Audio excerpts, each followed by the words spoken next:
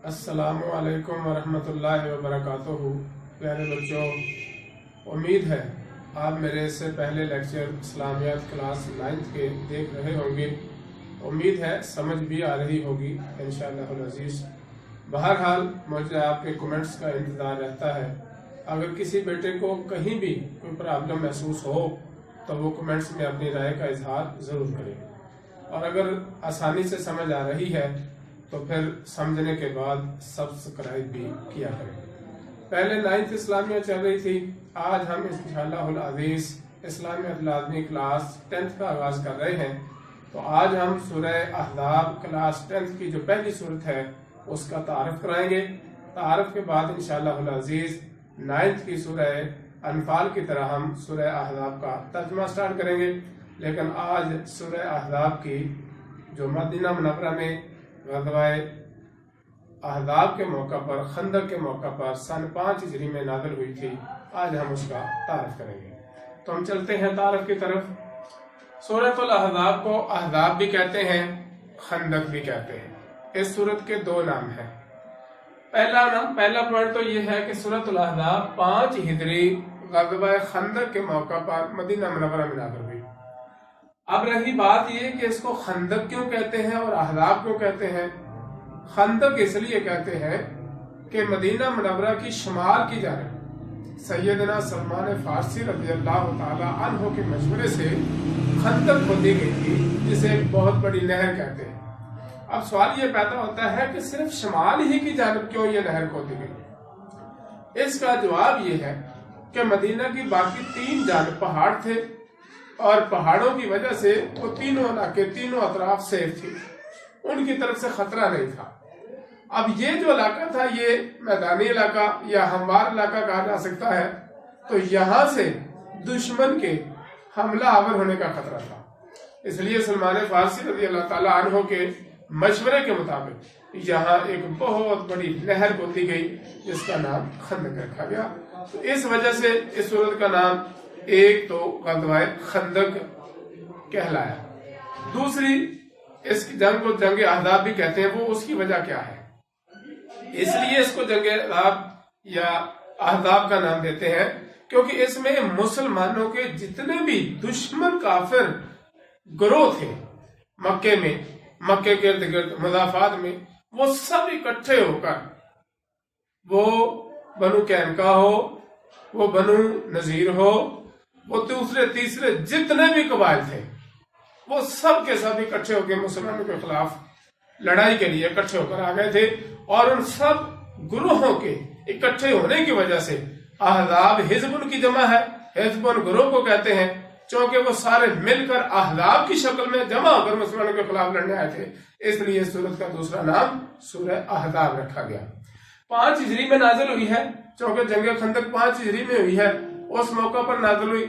Medina Munawwara में ये सूरत नाजिल हुई। इसके बाद दूसरा पॉइंट है कि मदीना के शुमाल की जानब ये नहर खोदी गई, ये मैं आपको बता चुका, इसकी वजाहत कर चुका।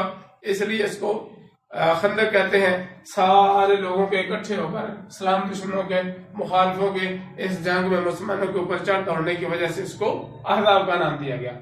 अब रही बात ये खंदक, चौड़ाई खंदक की कितनी थी, खंदक की गहराई कितनी थी, खंदक की लंबाई कितनी थी, ये 3 बड़े इंपॉर्टेंट मेजर क्वेश्चन हैं। पहला तो ये है कि इसकी चौड़ाई और इसकी गहराई दोनों 5.5 गज थी, फुट नहीं गज, और एक गज में 3 फुट होते, तो 5.5 फुट इसकी चौड़ाई थी और 5.5 फुट ही इसकी गहराई थी।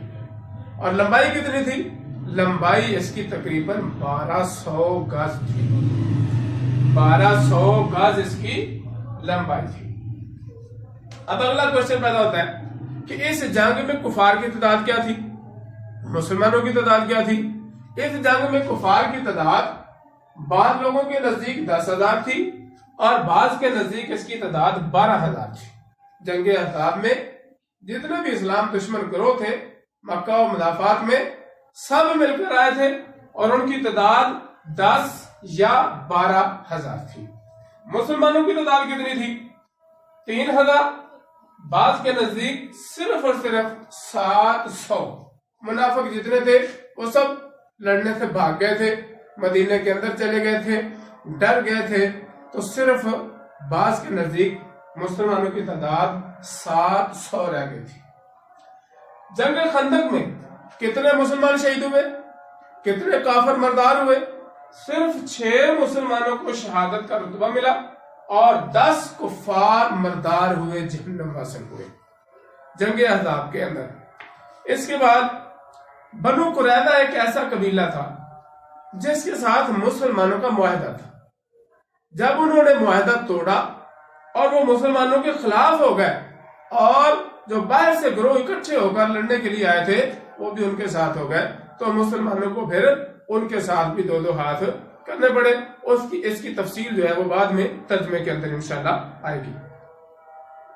اب ایک اور کوشچن پیدا ہوتا ہے کہ یہ جو اتنی گہری، اتنی چوڑی اور اتنی لمبی نہر کھودی گئی تھی، خندق کھودی گئی تھی، کیا کوئی کافر اس کو عبور کر سکا یا نہ کر سکا؟ ہاں، اس کا جواب یہ ہے کہ عامر بن عبد ود ایک عرب پہلوان تھا، اس نے اپنے گھوڑے کو دوسری تیسری دفعہ اس کو عبور کروا لیا۔ وہ ایک آدمی تھا عرب کی طرف سے، کفار کی طرف سے، مسلمانوں کے مخالفین کی طرف سے، کہ جو اس نہر خندق کو عبور کرنے میں کامیاب ہوا۔ اب جب وہ نہر خندق عبور کر کے پہنچ گیا تو اس نے مبارزت کے لیے پکارا، مقابلے کے لیے مسلمانوں کی طرف سے اشارہ کیا، آؤ بھئی میرے ساتھ کون مقابلہ کرے گا؟ کیونکہ یہ پہلی جنگوں میں ایسے ہوتا تھا کہ پہلے ایک آدمی لڑتا تھا، پھر 2 پھر 3 پھر 4 پھر سارے گمسان کا رن پڑتا تھا۔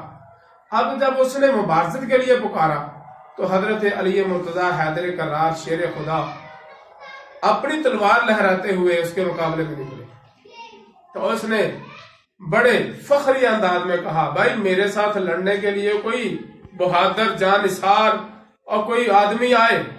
حضرت علی مرتضی رضی اللہ تعالی عنہ شیر خدا حیدر کرار کا قد تھوڑا سا چھوٹا تھا، تو اس نے تمسخر اڑایا۔ حضرت علی مرتضی رضی اللہ تعالی عنہ نے فرمایا، آپ صلی اللہ علیہ وسلم کے نور نظر، آپ صلی اللہ علیہ وسلم کے آنکھوں کی ٹھنڈک، بہادر ترین انسان کہ جن کے ہاتھوں پہ اللہ کے نبی جب جھنڈا دیا کرتے تھے تو فتح ہو جایا کرتی تھی۔ کہنے لگے میں آپ کے مقابلے کرنے کے لیے آیا ہوں، آپ کے ساتھ مقابلے کے لیے آیا ہوں، مقابلہ کیجئے، تیار ہو؟ کہنے لگا نہیں، میرے مقابلے کے لیے کوئی آدمی آیا۔ بڑا تمسخر اڑایا اس نے، بڑا فخر کیا، لیکن حضرت علی مرتضی رضی اللہ تعالیٰ عنہ نے فرمایا میں مقابلے کے لیے آیا ہوں۔ اس نے ایک یہاں بڑی بات کی، بہت بڑی بات کی، کہنے لگا اگر میں تیرے ساتھ مقابلہ کرتا ہوں، تجھے گرا لیتا ہوں تو مجھے شرم آتی ہے، شرم۔ حضرت علی مرتضی رضی اللہ عنہ نے پوچھا کس سے شرم آتی؟ کہنے لگا مجھے مدینے کی، مجھے مکے کی، مجھے مضافات کی عورتوں سے شرم آتی ہے، وہ کیا کہے گی مجھے کہ ایک چھوٹے سے بچے کے ساتھ مقابلہ کر کے لوٹ آیا۔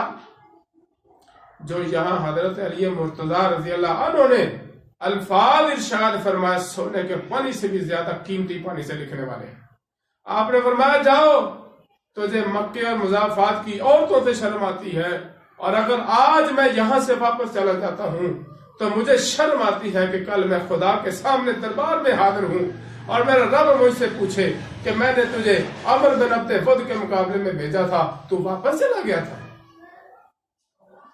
ان دونوں میں مقابلہ ہوا، حضرت علی مرتضی حیدر کرار رضی اللہ تعالی عنہ نے اس کا کام تمام کر دیا۔ تو یہ ایک تھا صرف عمر بن عبد ود، عرب کا مشہور پہلوان، جو اس نہر کو، خندق کو کراس کر سکا، باقی سب وہاں پیچھے رہ گئے۔ اور بعض لوگوں کے نزدیک، بعض روایات کے نزدیک یہ لڑائی ہو نہیں سکی، 20 سے لے کے 28 دن تک وہاں ان لوگوں نے اس نہر کے پیچھے پڑاؤ ڈالے رکھا۔ پھر اللہ تعالیٰ نے تیز ہوا بھیجی، اس کے ساتھ بوندا باندی بھیجی، اس کے ساتھ مسلمانوں کی فرشتوں سے مدد فرمائی، اور یہاں تک تذکرہ ملتا ہے کہ جب تیز ہوا آئی، جب اس میں بوندا باندی آئی، جب فرشتوں کے لشکر آئے، جب ان کے خیمے پلٹ گئے، جب ان کی ہنڈیاں الٹ گئیں، جب ان کی سواریاں واپس مکے کی طرف بھاگ نکلی، تو پھر وہاں کوئی کافر نظر نہ آیا، سب اپنے غصے بارے سمیت واپس پلٹ گئے۔ تو لڑائی کے بغیر ہی اللہ تعالیٰ نے مسلمانوں کو فتح عظیم سے نواز دیا۔ اب خندق کھودتے وقت رسول اکرم صلی اللہ تعالی علیہ وسلم کے ساتھ جو صحابہ کرام تشریف فرما تھے، جو خندق کھود رہے تھے، جو آپ کے ساتھ نہر کھودنے میں شریک تھے، ان صحابہ کرام رضوان اللہ علیہم اجمعین کے پیٹوں کے اوپر ایک ایک پتھر بندھا ہوا تھا۔ بھوک کا یہ عالم تھا۔ کچھ صحابہ کرام رضوان اللہ علیہم اجمعین ایک پتھر توڑ رہے ہیں، لیکن وہ پتھر ٹوٹ نہیں رہا۔ تو وہ صحابی نبی کریم صلی اللہ علیہ وسلم کے پاس آئے اور کہنے لگے کہ حضور یہ پتھر ہم سے ٹوٹ نہیں رہا۔ آپ صلی اللہ تعالی علیہ وسلم نے اس پتھر پر 3 ضربیں لگائیں۔ کتنی ضربیں؟ صرف 3 ضربیں لگائیں، 3 چوٹیں لگائیں۔ جب آپ نے پہلی ضرب لگائی، پہلی چوٹ لگائی، تو آپ نے فرمایا جاؤ، ایران کی کنجیاں تمہیں دے دی گئی ہیں، ایران کی چابیاں تمہارے ہاتھ میں آ گئی ہیں۔ آپ نے دوسری چوٹ لگائی تو فرمایا جاؤ، یمن کی چابیاں کنجیاں تمہارے ہاتھ میں آ گئی ہیں۔ اسی طرح جب آپ نے تیسری ضرب لگائی تو فرمایا جاؤ، شام کی کنجیاں، شام کی چابیاں بھی تمہارے ہاتھ میں آ گئی ہیں۔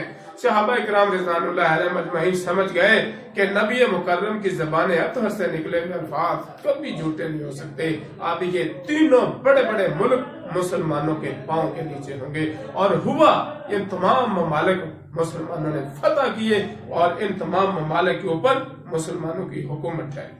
اب یہاں آخری بات میں کرنے جا رہا ہوں کہ نعیم بن مسعود رضی اللہ تعالی عنہ صحابی رسول صلی اللہ تعالی علیہ وسلم نے قریش و بنو غطفان اور یہود بنو قریظہ کے درمیان پھوٹ ڈال دی تھی، اور انہوں نے یہ پھوٹ نبی کریم صلی اللہ تعالی علیہ وسلم کی اجازت سے ڈالی تھی، جس کی وجہ سے کفار بری طرح شکست یافتہ ہوئے۔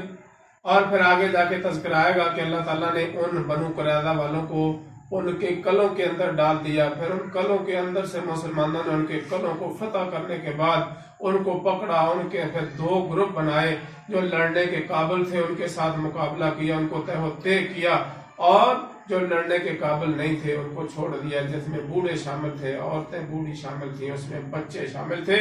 تو سورہ احزاب جو ہے اس کے 9 رکوع ہیں اور 73 آیات ہیں۔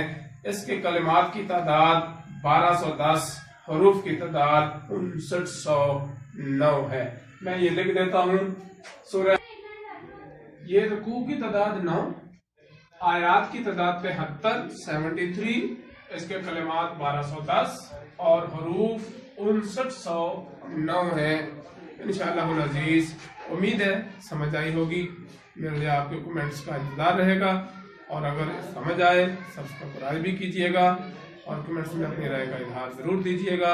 نیکسٹ لیکچر کے لیے اللہ حافظ، السلام علیکم ورحمۃ اللہ وبرکاتہ۔